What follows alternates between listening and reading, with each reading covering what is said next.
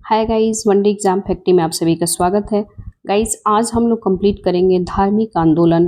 Short notes भी हम आप लोग को प्रोवाइड करेंगे। इसके साथ ही हम लोग इसका एमसीक्यू सॉल्व करेंगे सारी चीज़ का, ठीक है।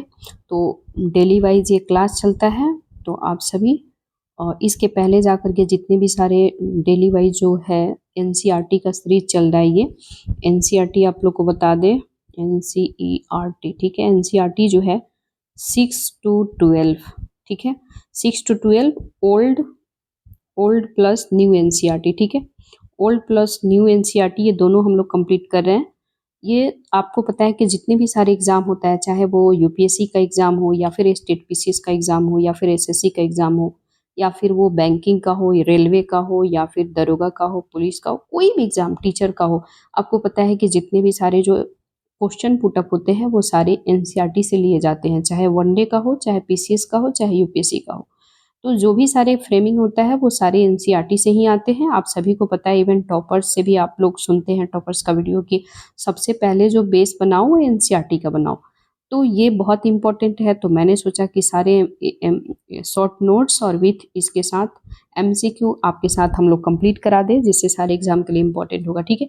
तो ज़्यादा हम समय किल नहीं करेंगे क्योंकि सभी के पास समय बहुत कम होता है, लाइक सब स्टडी में बिजी रहते हैं, तो इसलिए हम आप सभी का समय किल नहीं करना चाहेंगे। एंड हम लोग स्टार्ट करते हैं डायरेक्ट समय वेस्ट किए हुए, ठीक है। कह रहे हैं कि जैन धर्म, बौद्ध धर्म, अन्य धार्मिक संप्रदाय, ठीक है। तो ये 3 पार्टों में धार्मिक आंदोलन डिवाइडेशन है। एक है जैन धर्म, दूसरा बौद्ध धर्म, अन्य धार्मिक संप्रदाय। तो आज हम लोग जैन धर्म वाला देखेंगे। वैसे तो इसका शॉर्ट नोट्स हम लोग अभी का अभी तुरंत कंप्लीट करेंगे, इसके बाद बौद्ध धर्म, फिर अन्य धर्म, ठीक है। तो कह रहा है कि जैन धर्म की हम लोग बातें करें, इसकी उत्पत्ति जो है ये ऋषभ नाथ है और इनका जन्म कहाँ हुआ है, तो अयोध्या में हुआ है इनका जन्म। अयोध्या कहाँ है, उत्तर प्रदेश में, ठीक है। पार्श्वनाथ की बातें करें तो ये वाराणसी में इनका जन्म हुआ है। वर्धमान महावीर जी की बातें करें तो ये कुंडग्राम वैशाली में हुआ है, जो आप सभी को पता है वैशाली बिहार में है, ठीक है। जो पटना के अंतर्गत वैशाली एक जिला आता है, आप सभी को पता है, ठीक है। तो वैशाली में जन्म इनका हुआ है। पहले 23वें और 24वें तीर्थंकर की हम लोग बातें करें तो यानी कि पहले सबसे पहले बातें करें तो 23वें और यानी कि वर्धमान महावीर कुंडग्राम जन्म कहाँ हुआ है, तो वैशाली में हुआ है। पहले जो है और 23वें 24वें तीर्थंकर के बारे में हम लोग जानेंगे। और ज़्यादा वैसे तो 1 से लेके 24 तक है, लेकिन जो इम्पोर्टेंट रोल है उन्हीं लोग को हम लोग पढ़ेंगे, ठीक है। तो कह रहा है कि सिद्धांत 5 यानी कि 5 में क्या क्या है, तो जैन धर्म के 5 सिद्धांत क्या क्या है, तो हिंसा मत करो, ठीक है।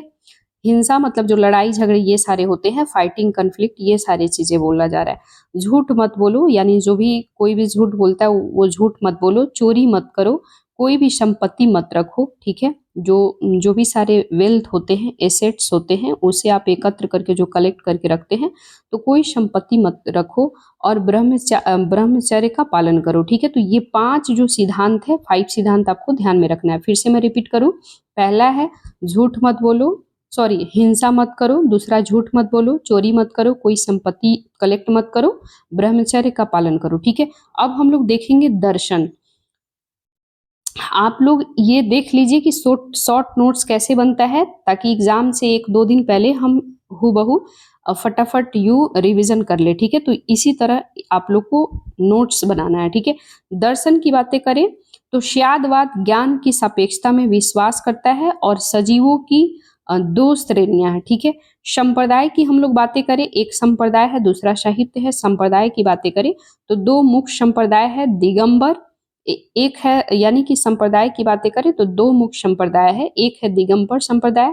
दिगंबर वैसे होते हैं जो कट्टर अनुयायी होते हैं, प्योर कट्टरपंथी, ठीक है। तो कट्टर अनुयायी होते हैं। और दूसरा जो है, जो मुख्य संप्रदाय में पहला संप्रदाय हो गया दिगंबर, कट्टर अनुयायी होते हैं। और दूसरा होता है श्वेतांबर। श्वेतांबर जो है ये मगध के अकाल के यानी कि सामना करने के लिए विभिन्न परिवर्तन अपनाए थे। आपको याद कैसे रखना है, तो श्वेतांबर जो है ये श्वेत वस्त्र धारण करते हैं। श से ऐसे याद करना है, श्वेत हो गया, श से श्वेत, तो श्वेत यानी कि उजला कपड़ा, स से श्वेत, स से यानी कि श्वेतांबर, स से श्वेत वस्त्र यहाँ लिख देते हैं।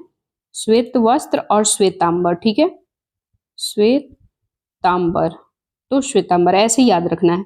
दिगंबर जो थे ये जो कट्टर अनुयायी है, ये नगण्य वस्त्र मतलब नगण्य ये लोग रहते थे, ठीक है, यानी कि वस्त्र की धारण नहीं करते थे। तो ये इतना आपको अक्सर ये एग्जाम में पूछा जाता है, तो आपको मिलान करने वाला देगा। तो आपको एक ट्रिक है, स से श्वेत, स से श्वेतांबर, ऐसे ही याद करना है रिलेट करके। नेक्स्ट है साहित्य की बातें करें तो दो वर्गों में विभाजित है। एक है आगम यानी कि पवित्र साहित्य, दूसरा है गैर आगम यानी विद्वानों के द्वारा आगम साहित्य पर टिप्पणी और व्याख्याएं हैं, ठीक है। अब हम लोग देखेंगे जैन संगीति, ठीक है। जैन संगीति यानी कहाँ कहाँ हुआ है, तो प्रथम संगीति वर्ष 322 से लेकर 298 ईसा पूर्व में हुआ है। प्रथम कहाँ हुआ है, तो पाटलिपुत्र में हुआ, ठीक है। प से प्रथम, प से पाटलिपुत्र, ऐसे रिलेट करके याद रखना है, ठीक है। प से प्रथम, प से पाटलिपुत्र, ठीक है। द्वितीय की बातें करें तो द्वितीय 512 में हुआ है, यानी सेकेंड वाला जो है 512 ईसा पूर्व में हुआ है, ये वल्लाभी में हुआ है, ठीक है। ये आपको याद रखना है, वल्लाभी में हुआ है। और वल्लाभी कहाँ है, तो गुजरात के एक जगह है, वहां पे वल्लाभी है, ठीक है। नेक्स्ट हम लोग देखेंगे बौद्ध धर्म, ठीक है।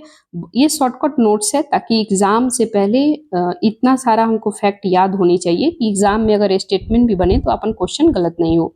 बौद्ध धर्म की बातें करें तो इसकी उत्पत्ति गौतम बुद्ध के द्वारा ज्ञान प्राप्ति के बाद 6ठी शताब्दी ईसा पूर्व में शुरू होता है, ठीक है। गौतम बुद्ध का 563 ईसा पूर्व में लुम्बिनी में जन्म हुआ है। लुम्बिनी कहाँ है, तो ये नेपाल में है, ठीक है। लुम्बिनी एक जगह का नाम है। बोध गया में इनको ज्ञान की प्राप्ति होता है और सारनाथ में प्रथम उपदेश दिए थे, ठीक है। तो सबसे अगर आपसे क्वेश्चन पूछे कि पहला उपदेश कहाँ दिए थे, तो सारनाथ में दिए थे, ठीक है। कुशीनगर में महानिर्वाण की प्राप्ति हुआ, ठीक है। तो कुशीनगर में इनको महानिर्वाण की प्राप्ति होता है। इनके सिद्धांत की बातें करें तो 4 आर्य सत्य सिद्धांत है। संसार जो है यानी दुखमय है, यानी कि संसार जो भी है, जो वर्ल्ड है, ये दुखमय है। आपको ये बात सही बात है कि आपके पास कितना भी कुछ हो जाए, चाहे वो मुकेश अंबानी हो, चाहे कोई भी गरीब हो, सबके यहाँ दुख है। सबके यहाँ दुख है। कितना भी आपके पास धन हो, दौलत हो, कुछ भी हो, आपके यहाँ दुख ही दुख रहेगा। कभी भी संसार में दुख खत्म होने वाला नहीं है। आप देखते हैं कि कोई बीमारी से परेशान है, तो कोई फाइनेंशियल इश्यू से परेशान है, कोई फैमिली में झगड़ा लड़ाई से परेशान है, तो किसी को पैर नहीं है, तो किसी को हाथ नहीं है, तो किसी को किसी को शौक पूरा नहीं हो रहा है, किसी के गाड़ी बंगला नहीं है, मतलब हर किसी न किसी को, सबको प्रॉब्लम ही प्रॉब्लम है। समझ रहे हैं। तो इसीलिए कहा जा रहा है कि बौद्ध धर्म जो है चार यानी कि इसके आर्य सत्य हैं, यानी कि जो प्योर, जिसको फैक्ट बोलते हैं, यही सत्य है। दूसरा जो है इच्छा जो है दुखों का मूल कारण है, यानी कि जो हमारे डिजायर जो होता है, ये दुखों का मूल कारण है। कि हम लोग जो भी डिजायर रखते हैं कि मुझे आज साइकिल है तो कल होके मोटरसाइकिल होना चाहिए, मोटरसाइकिल है तो कार होनी चाहिए, कार है तो हेलीकॉप्टर होनी चाहिए, मतलब इच्छाएं की कोई सीमा नहीं है। तो यही कहा जा रहा है बौद्ध धर्म में कि इच्छा जो है दुखों का मूल कारण है। तीसरा जो है इच्छाओं पर विजय प्राप्त करने के निर्वाण प्राप्त किया जा सकता है, यानी कि अगर आप अपनी इच्छा पे कंट्रोल कर सकते हैं तो आप उस पर विजय पा सकते हैं। चौथा कह रहा है कि दुखों को समाप्त किया जा सकता है, बिल्कुल किया जा सकता है। जब हमें कोई डिजायर ही नहीं होगा तो दुख होगा, ऑब्वियस ही दुख नहीं होगा, ठीक है। तो वही चीज कहा जा रहा है। अब हम लोग देखेंगे दर्शन से रिलेटेड, ठीक है। अब इसका दर्शन क्या क्या है वो हम लोग देखेंगे। तो बुद्ध है, संघ, धम्म और 3 रत्न, ठीक है। तो दर्शन जो है बुद्ध है, संघ है, धम्म है, 3 रत्न है, ठीक है। निर्वाण की बातें करें, निर्वाण की प्राप्ति के लिए मध्यम मार्ग का उपदेश दिया गया है। अनुयायियों के अष्टांगिक मार्ग का पालन करने के लिए कहा गया है, यानी कि अनुयायी उसको बोलते हैं जो फॉलोअर्स होते हैं, तो वही फॉलोअर्स की बात आपसे कहा जा रहा है, ठीक है। संप्रदाय की हम लोग बातें करें तो इसमें एक थेरवाद है, दूसरा जो है सर्वास्तिवादीन है, तीसरा जो है महाशांधिक है।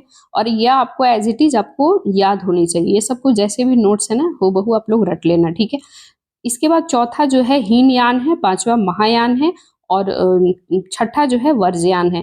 आपको हो सकता है स्टेटमेंट में वर्जयान से रिलेटेड श्वेतांबर दे दे कि ये जैन धर्म से रिलेटेड है, तो गलत हो जाएगा, क्योंकि श्वेतांबर दिगंबर तो हम लोग पढ़े हैं जैन धर्म का है, लेकिन ये वर्जयान जो है ये आपको ये जो है बौद्ध धर्म से रिलेटेड है। तो ये 6 चीज़ आपको याद रहेगा, तो स्टेटमेंट अगर उल्टा-सीधा बनाया भी जाएगा ना तो आप पकड़ लेंगे, ठीक है? तो यही कहा जा रहा है कि फैक्ट आपको याद होने चाहिए जिससे स्टेटमेंट बने तो आप गलत नहीं कर सकें।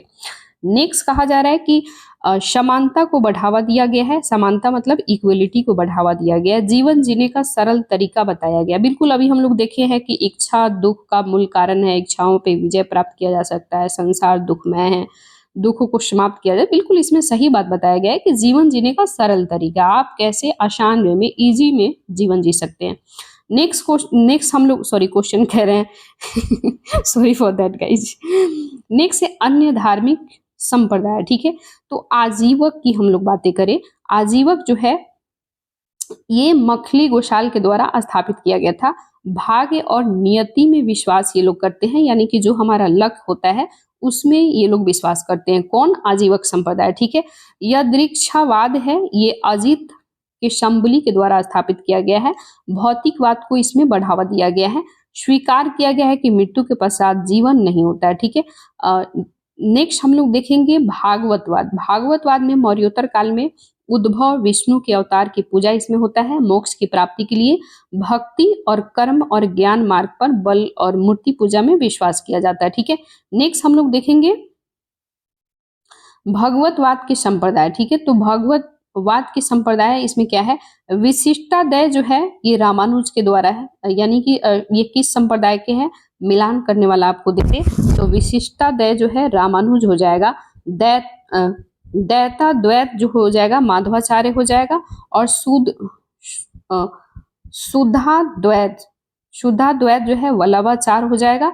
और अचिंत्य भेद अभेद ये चैतन्य महाप्रभु। थोड़ा सा वर्ड हिंदी का डिफिकल्ट होता है, कभी कभी पढ़ने में थोड़ा सा प्रोनाउंसिएशन हो सकता है, तो उसके लिए सॉरी फॉर, ठीक है? क्योंकि हो सकता है कभी कभी आप लोग को भी कोई एरर, कोई वर्ड पढ़ने में थोड़ा सा होता है डिफिकल्ट, तो सॉरी फॉर दैट उसके लिए, क्योंकि ह्यूमन एरर है वो सब, ठीक है? नेक्स्ट है कि 7वीं शताब्दी ईसा पूर्व में अरब में उभरा, यानी कि इस्लाम की एस्टैब्लिशमेंट की बातें करें, इस्लाम कैसे कब आया, तो 7वीं शताब्दी ईसा पूर्व में अरब में उभरा। अरब का है आप सभी को पता है कि अरब यानी कि सऊदी अरबिया की बात हो रहा है। हालांकि अरब नेशन में बहुत सारे कंट्री हैं, लेकिन ये प्रॉपर हम मतलब सऊदी अरबिया की हम लोग बातें कर रहे हैं। तो अरब में उभरा और इसके जो एस्टैब्लिशमेंट, वैसे तो इसके पहले बहुत सारे प्रॉफिट आए, लेकिन जो बहुत अच्छा जिसको माना जाता है कि वो आखिरी हैं, वैसे तो 1,24,000 पैगंबर का इसमें मतलब इस्लाम धर्म में बहुत सारे पैगंबर है, लेकिन जो सबसे बेटर आए एंड जो जिनका बहुत ज़्यादा नाम हुआ, सब कुछ हुआ, उसके बारे में तो पैगंबर जो है मोहम्मद साहब इनका नाम है, ठीक है? अरबों की सिंध पर विजय के पश्चात इस्लाम ने भारत में अपने अनुयायियों को प्राप्त किया, ठीक है? तो ये ओवरऑल आपको छोटा छोटा सा फैक्ट हो गया है।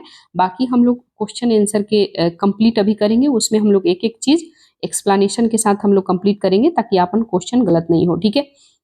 अब हम लोग देखेंगे जैन धर्म, ठीक है? जैन धर्म के संबंध में निम्नलिखित कथनों पर विचार कीजिए।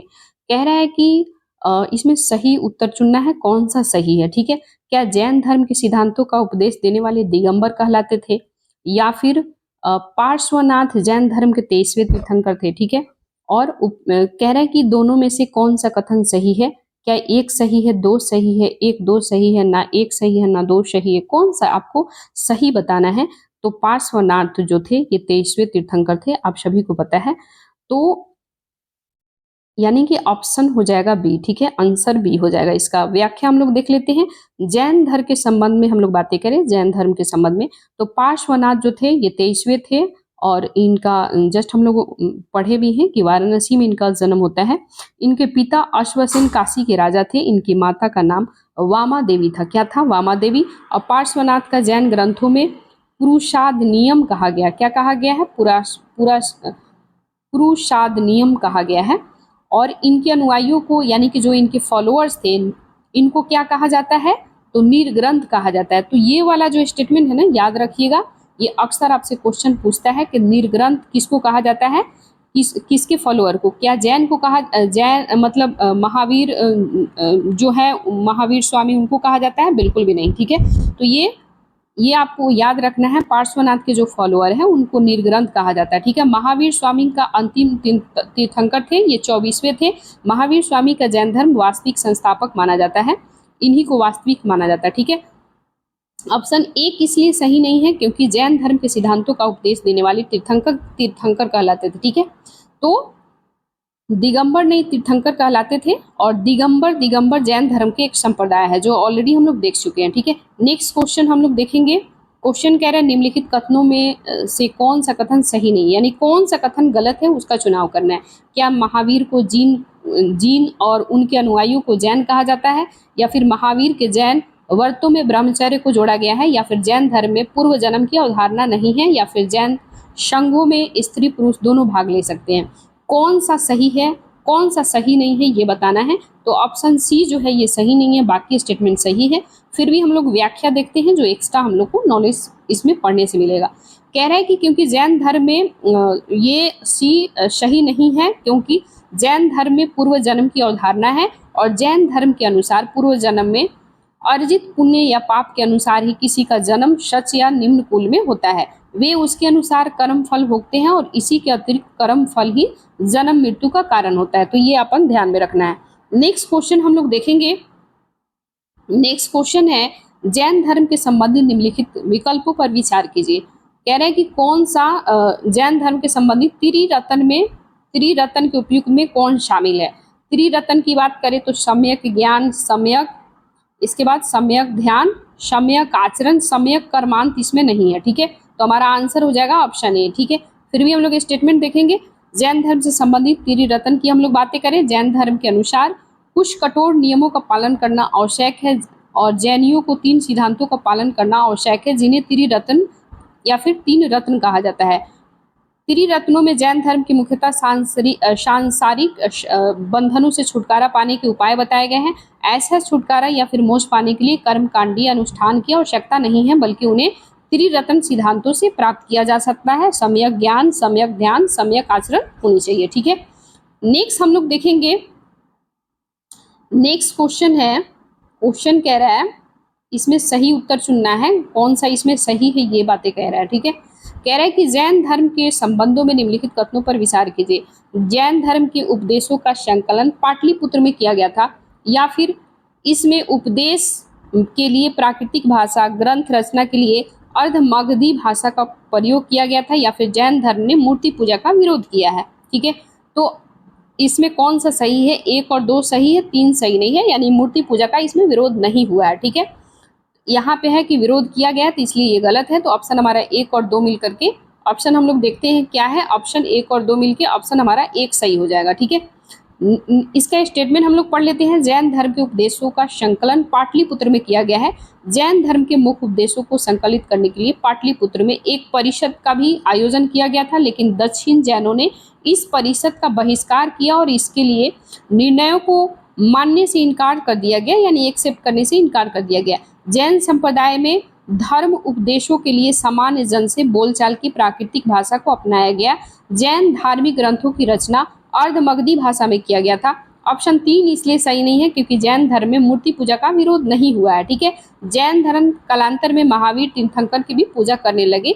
इसके लिए सुंदर और विशाल प्रतिमाएं विशेषकर कर्नाटक, गुजरात, राजस्थान, मध्य प्रदेश में निर्मित हुआ है। ठीक है, नेक्स्ट क्वेश्चन हम लोग देखेंगे। क्वेश्चन कह रहा है आत्मा केवल जंतु और पादप जीवन की संपदा नहीं है, बल्कि ये शिलाओं, प्रवाहित जल धाराओं, अन्य अनेक प्राकृतिक वस्तुओं का भी है, जिन्हें हमें धार्मिक संप्रदाय जीवित नहीं मानते हैं। उपयुक्त कथन प्राचीन भारत में निम्नलिखित में से किस धार्मिक संप्रदाय के लिए मूलभूत विकास को प्रतिबंधित करता है। ये जैन परंपरा को प्रतिबंधित करता है, तो ऑप्शन हमारा बी हो जाएगा।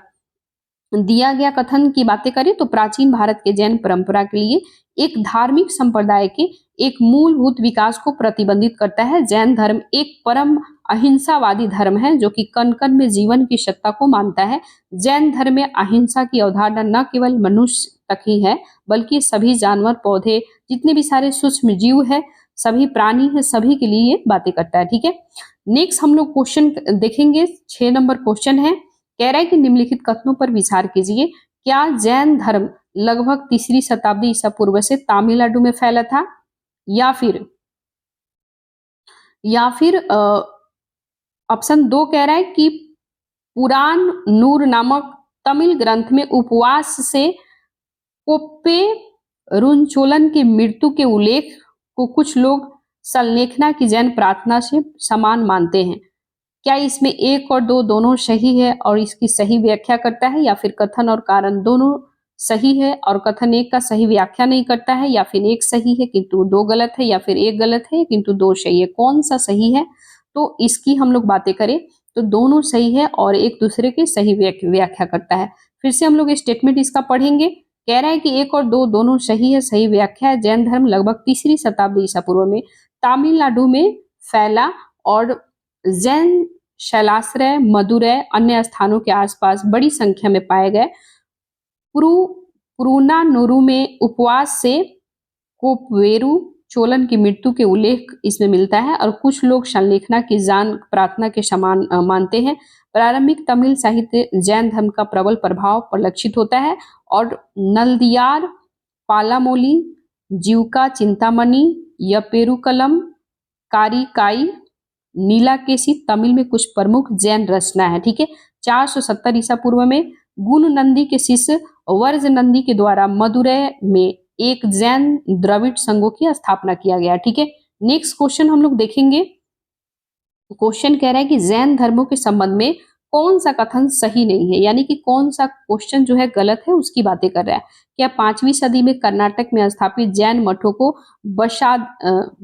बसदी कहा जाता था, या फिर जैन धर्मों के अनुसार जन्म पुनर्जन्म का धर्म चक्र निर्धारित होता है, या फिर जैन धर्म में युद्ध कृषि दोनों वर्जित है, या फिर मौर्य सम्राट चंद्रगुप्त ने कर्नाटक में जैन धर्म का प्रसार किया था। कह रहे कि कौन सा सही नहीं है, यानी कि गलत बताना है। तो ये हमारा बी सही नहीं है, बाकी स्टेटमेंट सही है। जैन धर्म के संबंध में बी इसलिए सही नहीं है क्योंकि जैन मान्यता के अनुसार जन्म और पुनर्जन्म का चक्र धर्म द्वारा नहीं बल्कि ये कर्म के द्वारा निर्धारित होता था। कर्म के चक्र में मुक्ति के लिए त्याग और तपस्या की आवश्यकता होती है। जैसे कि आप सभी को पता है, चंद्रगुप्त मौर्य जो है संलेखना विधि के द्वारा अपना प्राण को कैसे त्यागते हैं। ठीक है। तो ये सब आप लोग पढ़े हैं ऑलरेडी। नेक्स्ट क्वेश्चन हम लोग देखेंगे। क्वेश्चन कह रहा है कि निम्नलिखित में से कौन सा युग्म सुमेलित नहीं है, यानी कि कौन सा गलत है ये बताना है। क्या संघ जो है ये गृह त्याग करने वाले का संगठन है, या फिर विहार भिक्षुओं का निवास गृह है, या फिर अस्त्य अहिंसा का पालन है, या फिर वन प्रस्थ वन गमन का है? तो कौन सा इसमें सही नहीं है? तो सही की हम लोग बातें करें तो हमारा ऑप्शन सी जो है अस्त्य अहिंसा का पालन, ये सही नहीं है। ठीक है। अस्त्य का तात्पर्य बिना अनुमति के किसी भी वस्तुओं को न तो ग्रहण करना, नहीं अपेक्षित हो और नहीं इसकी इच्छा करनी है। ठीक है। अस्त्य जैन धर्म के 5 महत्वों में से एक है। जैन धर्म के अन्य महाव्रत अहिंसा, सही वचन, ब्रह्मचर्य, अपरिग्रह। यहाँ अहिंसा का अर्थ किसी भी जीव को हानि नहीं पहुंचाना है। सहजीवी का अर्थ होता है सदैव सही बोलना। ब्रह्मचर्य का अर्थ है किसी भी प्रकार की स्त्री से संपर्क की बातें न सोचना। और अपरिग्रह का अर्थ है किसी भी प्रकार की संपत्ति न रखना, यानी कि जो संपत्ति एसेट जो कलेक्शन है वो नहीं करना है आपको। नेक्स्ट हम लोग देखेंगे।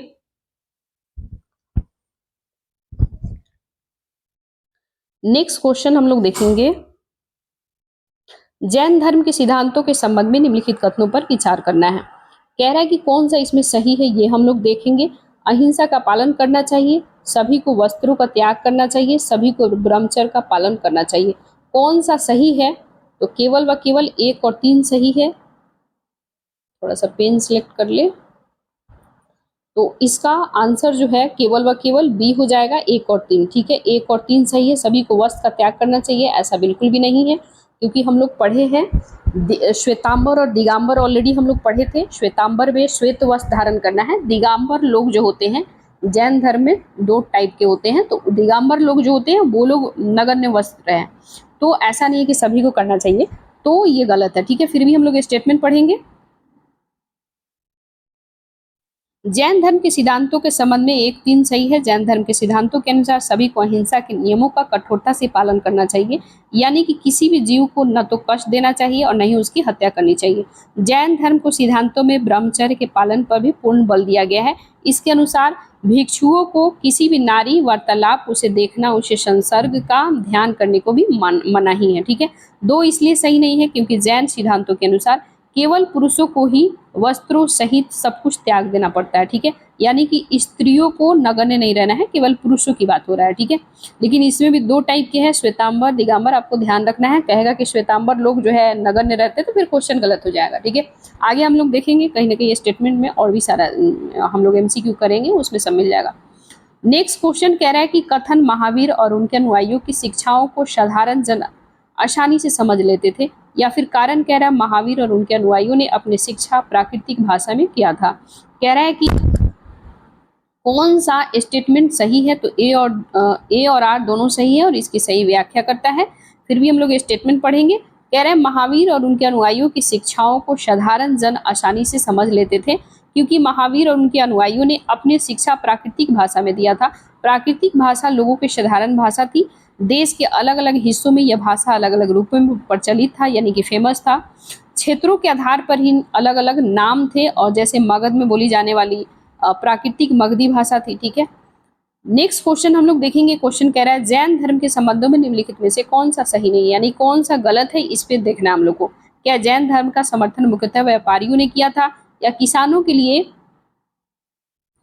लिए अहिंसा का पालन करना मुश्किल था, या गुजरात, तमिलनाडु, कर्नाटक में जैन धर्म का प्रसार हुआ, या फिर जैन धर्म की शिक्षाएं कुशीनगर में लिखी गई थी। तो कह रहा है कि कौन सा सही नहीं है, ये अपन बताना है। तो डी ऑप्शन गलत हो जाएगा। ठीक है, बाकी सब सही है। ठीक है, जैन धर्म के संबंध में डी इसलिए सही नहीं है क्योंकि जैन धर्म की शिक्षा कुशीनगर में नहीं बल्कि गुजरात में लिखी गई थी। ठीक है, प्रारंभ में महावीर और उनके अनुयायियों ने शिक्षा की कई शताब्दियों तक मौखिक रूप से प्रयोग हो रही थी, और जैन धर्म महत्वपूर्ण ग्रंथ कलसूत्र संस्कृति में लिखा गया है, यानी कि कल्पसूत्र जो है इसे संस्कृत में लिखा गया है। महावीर के लिए दिए गए मौलिक सिद्धांतों 14 प्राचीन ग्रंथों में संकलित है, ग्रंथों के पूर्व कहते हैं। ठीक है, इस ग्रंथों को क्या कहते हैं, पूर्व। नेक्स्ट क्वेश्चन हम लोग देखेंगे बौद्ध धर्म से रिलेटेड। बुद्ध के विषय में निम्नलिखित कथनों पर विचार कीजिए। क्या बुद्ध ने अपना सर्वप्रथम उपदेश सारनाथ में दिया था, या फिर बुद्ध ने अपना उपदेश संस्कृत भाषा में दिया था, या फिर बुद्ध ने लोगों को दयालु होने और मनुष्यों के साथ जानवरों के जीवन की भी आदर करने की शिक्षा दिया था, या फिर बुद्ध मानते थे कि हमारे कर्मों के परिणाम चाहे अच्छे हो या बुरे हो हमारे वर्तमान जीवन के साथ साथ बाद के जीवन को भी प्रभावित करता है। कह रहा है कि कितने कथन सही है, यानी कि ऐसा ही यूपीएससी का स्टेटमेंट बनता है, तो आप लोग ध्यान रखेंगे। कह रहा है कितने कथन सही, यानी कि ये नहीं कह रहा है कौन कौन कथन सही है, कह रहा है कितने कथन सही है। तो इसमें कह रहा है कि कितने कथन सही है, तो इसमें एक्चुअल 3 कथन सही है, वो 1 सही है, 3 सही है, 4 सही है। ठीक है, फिर भी हम लोग स्टेटमेंट पढ़ेंगे। कह रहा है कि ज्ञान प्राप्ति के लिए महात्मा बुद्ध ने बोध गया विहार में एक पीपल के नीचे कई दिनों तक तपस्या किए और उन्हें ज्ञान की प्राप्ति हुआ। इसके बाद वे बुद्ध के रूप में जाने गए। यहाँ से वाराणसी के निकट सारनाथ है, वहां सारनाथ गए और जहां उन्होंने पहली बार उपदेश दिया था। ठीक है, नेक्स्ट है इसके स्टेटमेंट। बुद्ध ने शिक्षा दी और ये जीवन कष्टों और दुखों से भरा हुआ है, और ऐसा हमारी इच्छा लालसाओं जो हमारी पूरी नहीं हो सकती है। इसके कारण होता है कभी कभी हम जो चाहते हैं वो प्राप्त कर लेते हैं, परंतु फिर भी हम संतुष्ट नहीं हो पाते हैं, यानी कि वस्तुओं को पाने की इच्छा करने लगते हैं। और बुद्ध ने इससे लिप्सा को तंग्या तृष्णा कहा है। ठीक है, बुद्ध ने शिक्षा की आत्म संयम अपनाकर हम ऐसी लालसा से मुक्ति पा सकते हैं। उन्हें लोगों को दयालु होने और मनुष्यों के साथ साथ जानवरों को भी जीवन का भी आदर करने की शिक्षा दिया है। ये मानते थे कि हमारे कर्मों के परिणाम चाहे अच्छे हो या बुरे हो हमारे वर्तमान जीवन के साथ साथ बाद के जीवन को भी प्रभावित कर सकता है, अफेक्ट कर सकता है। ठीक है, 2 इसलिए सही नहीं है क्योंकि बुद्ध ने अपनी शिक्षा संस्कृत में नहीं, ये प्राकृतिक भाषा में दिए थे। ठीक है, इनके उपदेशों को ताकि कोई भी समझ सके। नेक्स्ट क्वेश्चन हम लोग देखेंगे। महात्मा बुद्ध के संबंध में निम्नलिखित में से कौन सा कथन सही नहीं है, यानी कि कौन सा कथन सही नहीं है। क्या उन्हें 29 वर्ष की आयु में गृह त्याग दिया था, या फिर ज्ञान प्राप्ति के पश्चात वे प्रज्ञावान कहलाए, या फिर उन्होंने क्षमतावादी भावना का समर्थन नहीं किया, या उन्हें 35 वर्ष की आयु में ज्ञान प्राप्त हुआ। कौन सा सही नहीं है ये बताना है। तो ऑप्शन सी जो है ये सही नहीं है, बाकी सभी सही है। कह रहे महात्मा बुद्ध के संबंध में सी इसलिए सही नहीं है क्योंकि गणराज्य में उत्पन्न होने के कारण महात्मा बुद्ध में कुछ सामंतवादी क्षमतावादी भावना आई, और इस कारण बौद्ध धर्म ने वर्ण व्यवस्था प्रजाति प्रथा का भी विरोध किया, और बौद्ध संघ के द्वारा सभी जातियों के लिए खोल दिए गए। बौद्ध संघ में स्त्रियों का भी अपने अनुमति प्राप्ति थी, यानी आने की अनुमति बौद्ध धर्म में प्राप्ति थी स्त्रियों को। ठीक है, नेक्स्ट क्वेश्चन हम लोग देखेंगे, महात्मा बुद्ध के सिद्धांतों के संबंध में निम्नलिखित कथनों पर विचार करना है। कह रहे कि महात्मा इनके कथनों की बातें करें, क्या उन्हें दुखों की निवृत्ति के लिए अष्टांगिक मार्गों के आवश्यक बनाया था, या फिर उन्हें ईश्वर की अवधारणा को अस्वीकार किया था। कौन सा सही है? तो दोनों सही है, ऑप्शन हमारा ए हो जाएगा। ठीक है, फिर भी हम इसका स्टेटमेंट देखेंगे। कह रहे हैं महात्मा बुद्ध के सिद्धांतों के संबंध में दोनों सही है। गौतम बुद्ध ने दुख की निवृत्ति के लिए अष्टांगिक मार्ग अष्टविध साधन बताया, और ये 8 साधन है। सम्यक दृष्टि, सम्यक संकल्प, सम्यक वाक, सम्यक कर्मांत, सम्यक आजीवक, सम्यक व्यायाम, सम्यक स्मृति, सम्यक समाधि। गौतम बुद्ध ईश्वर की अवधारणीय अस्वीकार करते थे। बुद्ध ने ईश्वर के स्थान पर मानव प्रतिष्ठा पर बल दिया है, और इस बात को हम भारत के धर्मों के इतिहास में क्रांति कह सकते हैं। ठीक है, नेक्स्ट क्वेश्चन हम लोग देखेंगे। क्वेश्चन कह रहा है बौद्ध धर्म के संदर्भ में निम्नलिखित कथनों पर विचार कीजिए। क्या शुतनीपाद प्राचीनतम बौद्ध ग्रंथ में गाय को अंदा, वंदा और सुखदा कहा गया है, या फिर आम लोगों की भाषा प्राकृतिक में बौद्ध साहित्य की रचना हुई है, या बौद्ध धर्म के कारण बुद्धिवाद का महत्व बढ़ गया है? कौन सा सही है ये बताना है अपन। तो केवल व केवल 1 और 3 इसमें सही है, यानी कि हमारा आंसर सी हो जाएगा। ठीक है, नेक्स्ट हम लोग इसका पहले स्टेटमेंट देख लें। कह रहे हैं कि बौद्ध धर्म के संदर्भ में 1, 3 सही है। शुतनीपाद, यानी कि शुतनीपाद ये प्राचीनतम बौद्ध ग्रंथ में गाय को अंदा, वनदा, सुखदा कहा गया है। बौद्ध धर्म ने अहिंसा, जीव मात्र के प्रति दया की भावना जगाकर देश में पशुधन की वृद्धि हुआ है। बौद्ध धर्म के कारण बुद्धिवाद का महत्व बढ़ गया है, क्योंकि बौद्ध धर्म ने बौद्धिक और साहित्यिक जगत में चेतना जगाई है, और इसमें लोगों को ये समझा गया है कि वस्तु यूं ही नहीं बल्कि भली भांति गुण दोष का विवेचना कर उसे आत्मसात करे। ठीक है, यानी कि उसका गुण दोष का मतलब उसका सही क्या है क्या गलत है। ठीक है, कथन 2 इसलिए सही नहीं क्योंकि बुद्ध साहित्य की रचना प्राकृतिक में नहीं बल्कि पाली भाषा में किया गया था। आरंभिक बौद्ध पाली साहित्य की 3 कोटियां में बांटा जा सकता है, यानी कि 3 टाइप में बांटा जा सकता है। प्रथम कोटि की बातें करें तो बुद्ध के वचन है और उपदेश हैं। दूसरी में संघ के सदस्यों को यानी कि रूल रेगुलेशन बनाया गया है, और तीसरा में धम्म और दार्शनिक विवेचना है। ठीक है, नेक्स्ट क्वेश्चन हम लोग देखेंगे, महायान शाखा बौद्ध धर्म की आरंभिक मान्यताओं से निम्नलिखित में से किन कारणों से भिन्न थी? किन कारणों से भिन्न थी? क्या इसे बुद्ध की उपस्थिति के संकेतों द्वारा दर्शाया गया है, या फिर इसमें बोधिसत्व एकांतवास में रहते थे, या फिर इसमें बुद्ध की प्रतिमाएं बनाई गई थी, या बोधिसत्व के अन्य लोगों को शिक्षा देने के लिए सांसारिक परिवेश में रम गए थे?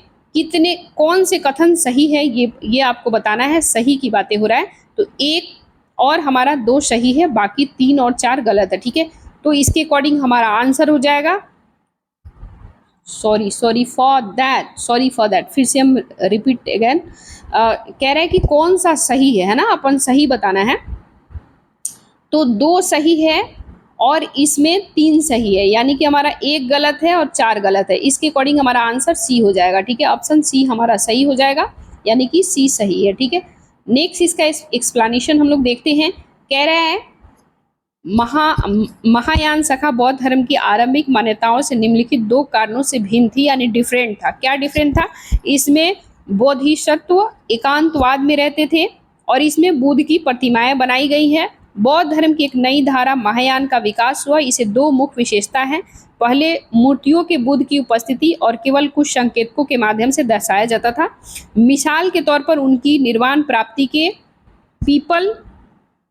पीपल के पेड़ की मूर्ति के द्वारा दर्शाया जाता था। अब बुद्ध की प्रतिमाएं बनाई जाने लगी हैं, और इसे अधिकांश मथुरा में तो कुछ तक्षशिला में बनाया जाने लगा है। ठीक है, दूसरा परिवर्तन बोधिसत्व में आस्था को लेकर के है। बोधिसत्व उन्हें कहते हैं जो ज्ञान की प्राप्ति के एकांतवास करते थे, ध्यान साधना करते थे और उसके यानी कि एज लाइक मेडिटेशन समझ सकते हैं।